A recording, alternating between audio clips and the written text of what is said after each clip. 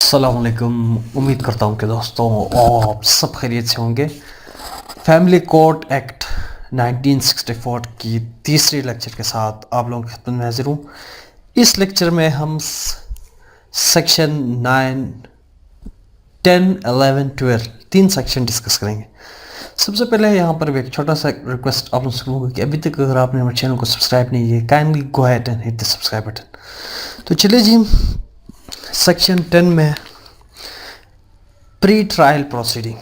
Pre trial proceeding क्या है? When the written statement is filed, the court shall fix an early date for the pre-trial hearing of the case. उस case को, उसकी trial को शुरू करने से पहले कोर्ट जो है एक दिन मुकर्रर करेगा, एक तारीख मुकर्रर करेगी और दोनों पार्टीज़ को बुलाएगी, हस्बैंड को, वाइफ को, और बुला के उनसे कोशिश करेगी कि भाई आप कंप्रोमाइज़ करें। देखो, हस्बैंड और वाइफ के दरमियान जब कोई भी झगड़ा होता है, जब झगड़ा होता है, एक मामला कोर्ट तक पहुंचता है, तो इसका मतलब यह है कि कोर्ट में जब उन लोगों का कोई प्रोसीडिंग चालू होगा, वहाँ पे एक दूसरे के खिलाफ वो बातें करेंगे, तो फिर उनकी जो रिश्ते की नौयत जो है, यहाँ पे उनकी रिश्ता ख़तरे में पड़ जाता है। देखो, हम इस्लामी मुल्क में रह रहे हैं, हमारा जो मुल्क है इस्लामी है, और हम बहैसियत मुसलमान जो है, ये निकाह के हवाले से अल्लाह ताला, हुज़ूर सल्लल्लाहु अलैहि वसल्लम फरमाते हैं, अल्लाह ताला के नज़दीक सबसे नापसंदीदा अमल जो है तलाक़ है। जब यहाँ हस्बैंड और वाइफ के दरमियान कोई झगड़ा होगा, कोई डिस्प्यूट होगी और अदालत तक पहुँचेगी, तो ज़ाहिर है जब वो अदालत में उसकी ट्रायल होगी तो फिर इनकी ये रिश्ता वहाँ टूट जाएगा। तो इसलिए प्री ट्रायल यहाँ पे हमारी इस फैमिली कोर्ट में ये लिखा गया है कि भाई पहले अदालत इनके दरमियान समझौता करेगा कि भाई ये क्या करें, समझौता करें, मसले को आपस में यानी बैठकर इस मसले को रफ़ा दफ़ा करें। उनको बुलाएगा कोर्ट में, दोनों के को सुनेगा ट्रायल से पहले कि भाई आप लोगों के क्या तहफ़्फ़ुज़ात हैं, क्या ग्रीवियंसेस हैं, और उनको सुनने के बाद कहेगा कि भाई आप लोग समझौता करें, आप लोगों की मामलात जो है रफ़ा दफ़ा करें, मामूली बात है। अगर उन दोनों को सुनने के बाद भी कोर्ट इस नतीजे पर पहुंचे कि भाई इनके दरमियान समझौता नहीं हो रहा, तो फिर कोर्ट जो है ट्रायल शुरू करेगा, इनकी ट्रायल शुरू होगी। Subject to subsection 5, if the compromise is not possible between the parties, the family court may, if necessary, frame precise points of controversy and record evidence of the parties. देखो, पहले court उनको बुलाएगा, उनसे कहेगा कि भाई मसले को आप क्या करें, मिल बैठकर हल करें, छोटा मसला है या ये हल हो सकता है, आप चीज़ को क्यों तूल दे रहे हो, क्यों मुश्किल में लेके जा रहे हो, अपने रिश्ते को क्यों ख़राब कर रहे हो। अगर फिर भी वो दोनों आके अदालत के सामने, जज के सामने पेश होते हैं और जज जो है इस नतीजे पर पहुंचता है कि भाई इनके दरमियान सुलह नहीं होने वाला, तो फिर जज इन दोनों की जो तहफ़्फ़ुज़ात हैं, इनकी जो बातें हैं, जो मेन डिस्प्यूट है, उसको क्या करेगा, कंट्रोवर्सी है, उनके पॉइंट्स को निकालेगा और उन पर जो है क्या करेगा, एविडेंस रिकॉर्ड करेगा कि भाई दोनों पार्टीज अपनी अपनी एविडेंस, जो सबूत हैं, अपनी अपनी क्लेम की जो सबूत हैं वो पेश करें कि कौन ठीक है, कौन गलत है। इन अ suit for dissolution of marriage, if reconciliation fails, the family court shall immediately pass a decree for dissolution of marriage, and in case of dissolution of marriage through khula, may direct the wife to surrender up 50% of her deferred dower or up to 25% of her admitted prom dower to the husband. کہہ رہا ہے کہ اگر suit لایا گیا ہے عدالت میں ڈیزولوشن آف میرج کے لیے، تو پھر یہاں کنڈیشن بیان کی ہے کہ پہلے ریکنسیلیشن ان کے درمیان جو ہے عدالت ریکنسیلیشن کرے گا، ان کی معاملے کو کیا کرے گا، حل کرنے کی کوشش کرے گا کہ بھئی آپ یعنی طلاق نہ دیں، طلاق جو ہے ناپسندیدہ عمل ہے، یہ ہے وہ ہے، جو اس کے بعد معاشرے میں اس کا دونوں کے اوپر برا امپیکٹ پڑے گا، بچے ہیں، بچوں کے جو ہے دیکھ بھال کا مسئلہ ہوگا، بہت ساری چیز عدالت جج ان کو سنائے گا. اس کے بعد بھی اگر عدالت کو یوں لگے کہ بھئی یہ معاملہ یہاں حل نہیں ہونے والا، تو پھر اگر ڈیزولوشن آف میرج کے لیے اگر کوئی معاملہ ہے، کوئی کیس ہے، کوئی سوٹ ہے، تو پھر ڈیزولوشن کی جو ہے کیا ڈگری پاس کرے گا. اور اگر یہاں پہ ایک بات کہہ رہا ہے کہ بھئی اگر معاملہ خلا کے لیے، اگر عورت کی طرف سے ڈیزولوشن آف میرج وہ خلا لینا چاہتی ہے عورت، تو پھر جو ہے وہ سرنڈر کرے گا اپنی حق مہر کی 50%. اور اس کے بعد اگر ڈیفر ڈاور ہے up to 25% of her admitted prompt dower to the husband, 50% of her deferred dower اور up to 25% of her admitted prompt dower to the husband. یہاں انتہائی اہم پوائنٹس بیان کی گئی ہے. پہلے آپ یہ سمجھیں کہ ڈیفر ڈاور کیا ہے، پروم ڈاور کیا ہے. پروم ڈاور وہ ڈاور ہے جو نکاح کے وقت مقرر کی جاتی ہے. اس کو پروم ڈاور کہتے ہیں، جو پہلے سے طے ہے کہ بھئی کتنا جو ہے حق مہر ہوگا،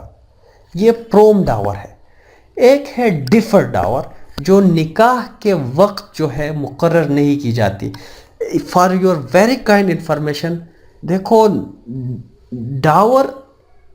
ہر ایک نکاح میں ہوگی، چاہے آپ مقرر اس وقت کریں یا نہ کریں.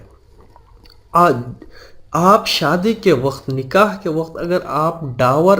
مقرر کریں یا نہ کریں، تو یہ ڈاور مقرر ہی تصور ہوگی، یا وہ ڈیفرڈ ہوگا یا پرومپٹ ہوگا. اگر آپ نے نکاح کے وقت اگر آپ نے کوئی خاص اماؤنٹ طے کیا تو پھر یہ پرومپٹ ہو گیا. اگر آپ نے نہیں کیا تو بھی ڈاور جو ہے کیا تصور ہوگی، مقرر تصور ہوگی، کیونکہ ڈاور ایک ایسی چیز ہے جو کہ یہ آپ نے ہمیشہ دینا ہے، خواہ مخواہ ہونا چاہیے. اگر ڈیفرڈ کس طرح طے کی جائے گی کہ بھئی ڈیفرڈ ڈاور کیا ہے؟ دیکھو ڈیفرڈ ڈاور کو طے کرنے کے لیے کہ بھئی کتنا ہوگا، اس کے لیے اس دونوں پارٹیز کو دیکھا جائے گا کہ بھئی ان کی مالی حیثیت کیا ہے.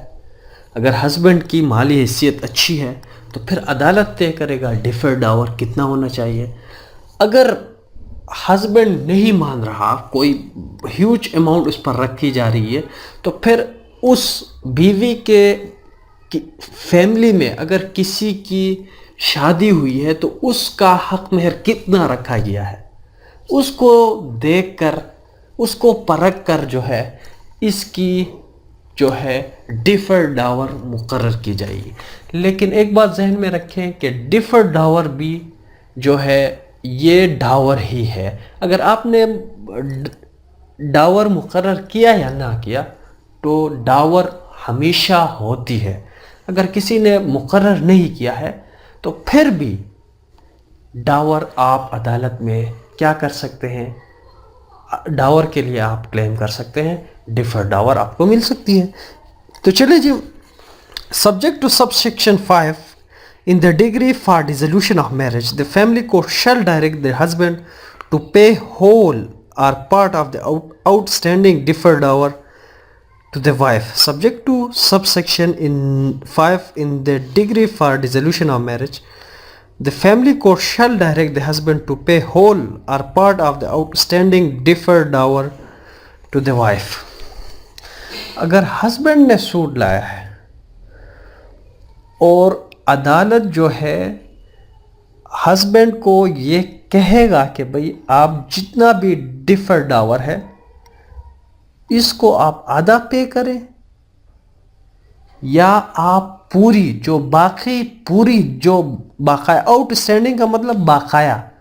پہلے اس نے جتنے پے کی ہے ممکن ہے اس نے اس پر اس کے لیے زیورات لیے ہو یا کوئی اور چیز ان کے لیے وہ بیوی کے لیے انہوں نے خریدی ہو اس پر وہ ادا ہوئی ہو. آؤٹ اسٹینڈنگ مطلب بقایا وہ جتنا عدالت کہے وہ ہسبینڈ اس کو ڈیزولوشن آف میرج کے لیے جب ہسبینڈ اپلائی کرے گا تو اس کو پے کرنے کے لیے کہے گا. اس کے بعد جو ہے ہمارے پاس ریکارڈنگ آف ایویڈنس ہے. On the date fixed for recording of the evidence, the family court shall examine the witness produced by the parties in such order as it deem fit.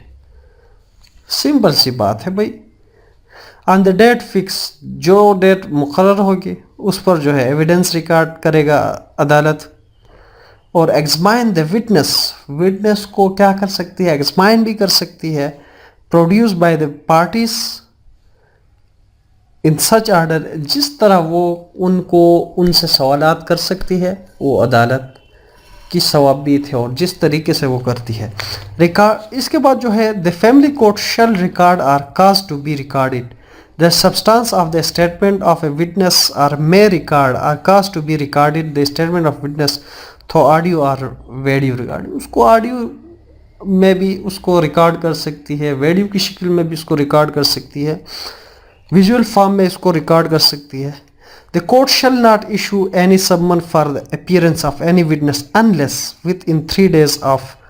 framing of issues any party intimate the court that. دیکھو یہاں ایک بات کہی گئی ہے کہ بھئی court یہاں فیملی کورٹ کسی بھی وٹنس کو سمن نہیں کرے گا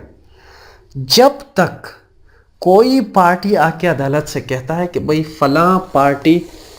فلاں وٹنس کو آپ سمن کریں, وہ میری بات پر عدالت میں حاضر ہونے کے لیے راضی نہیں ہے. تو پھر اگر عدالت کو what in 3 days of framing issue کوئی پارٹی آ کے کہتا ہے کہ بھئی عدالت سے درخواست کرتا ہے کہ بھئی فلاں شخص کو آپ بلائیں عدالت میں گواہی کے لیے, وہ اس کیس میں اہم گواہ ہے اور وہ میری بات نہیں سن رہا, تو عدالت اس پارٹی کی ریکویسٹ پر جو ہے اس شخص کو سمن کر سکتی ہے اور اس کو بلا سکتی ہے اور اس وٹنس کی گواہی ریکارڈ کر سکتی ہے. The witness shall give their evidence in their own words. ہر ایک گواہ اپنی ہی الفاظ میں گواہی دے گا, کوئی اس کے بہاف پر آگے یا اس کے بہاف پر کوئی اس کا وکیل آ کے گواہی نہیں دے سکتا. اس کے بعد پرووائڈ یہاں ایک کیا ہے پروویزو ہے that the parties or their counsel may further examine, cross-examine or re-examine the witness. کسی بھی وٹنس کو وہ جرح کر سکتی ہیں, دوبارہ بلا سکتی ہیں, دوبارہ جرح کر سکتی ہیں, بار بار اس سے سوالات کر سکتے ہیں. لیکن یہاں اوپر پروویزو کا مزید پروویزو ہے, ایک شرط مزید ہے. Further provided further that the family court may forbid any question which it regards as indecent, scandalous or frivolous or which appears to it to be intended to insult or annoy or needlessly offensive in form. کوئی ایسی سوالات سے عدالت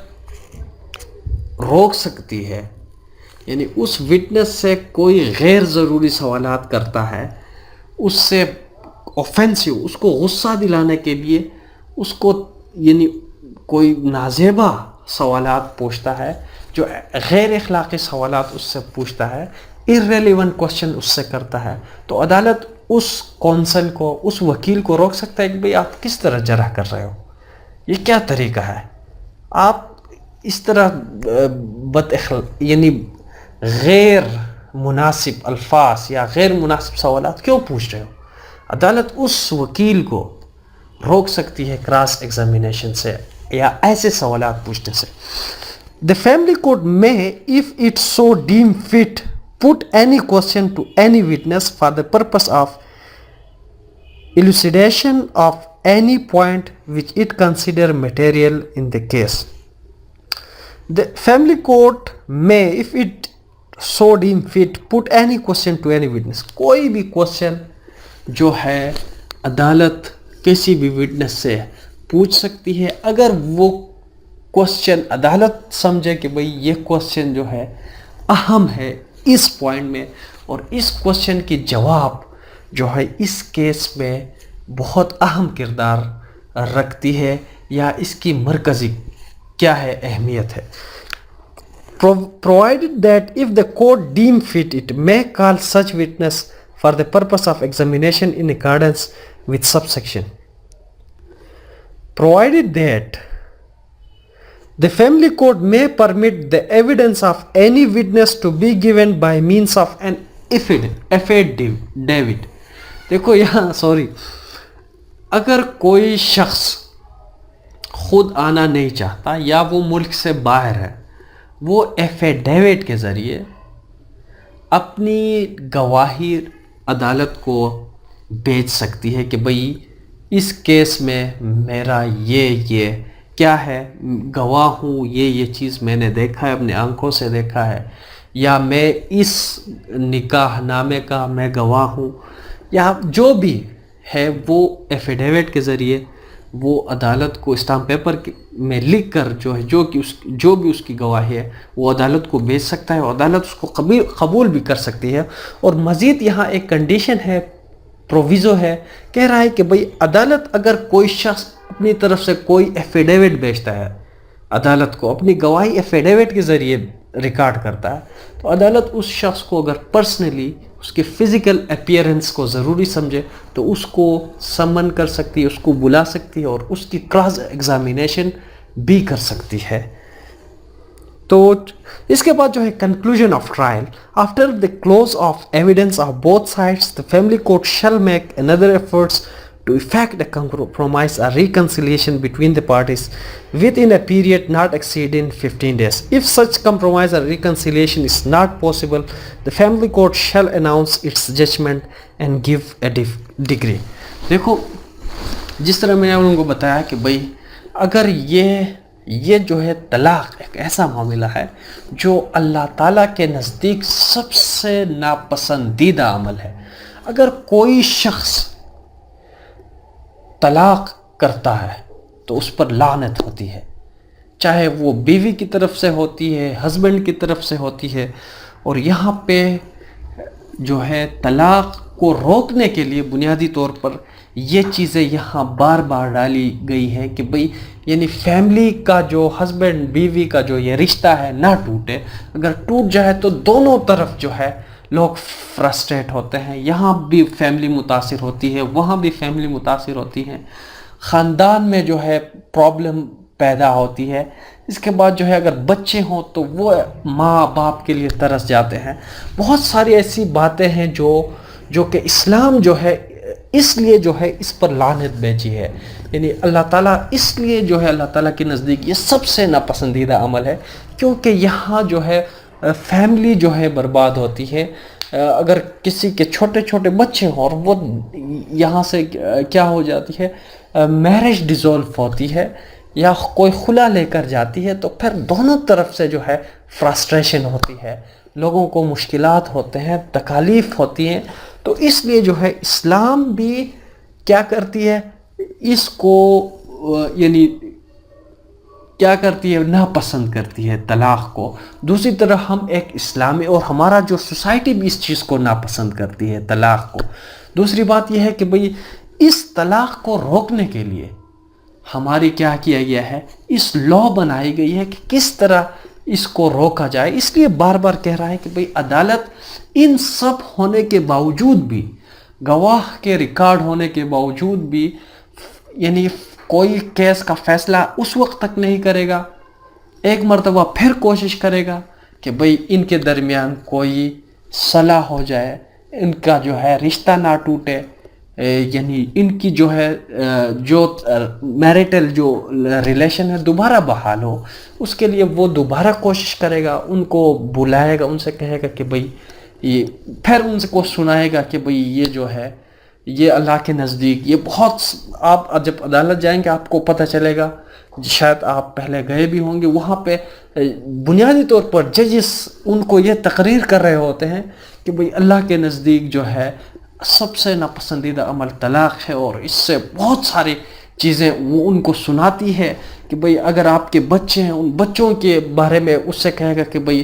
اللہ نے یہ کہا ہے، حضور صلی اللہ علیہ وسلم کا یہ ارشاد ہے بچوں کے بارے میں، بچوں کی کفالت کے بارے میں، اور یہ تمام چیزیں سنانے کے بعد جو ہے کوشش کرے گا، ان کو کنونس کرنے کی کوشش کرے گا کہ بھئی اس رشتے کو آپ بحال رکھیں، اس کو آپ جو ہے کمپرومائز کریں۔ بہرحال آج کے لیے اتنا ہی، مجھے دیجیے، اپنا بہت سارا خیال رکھیے، اللہ حافظ، بائے۔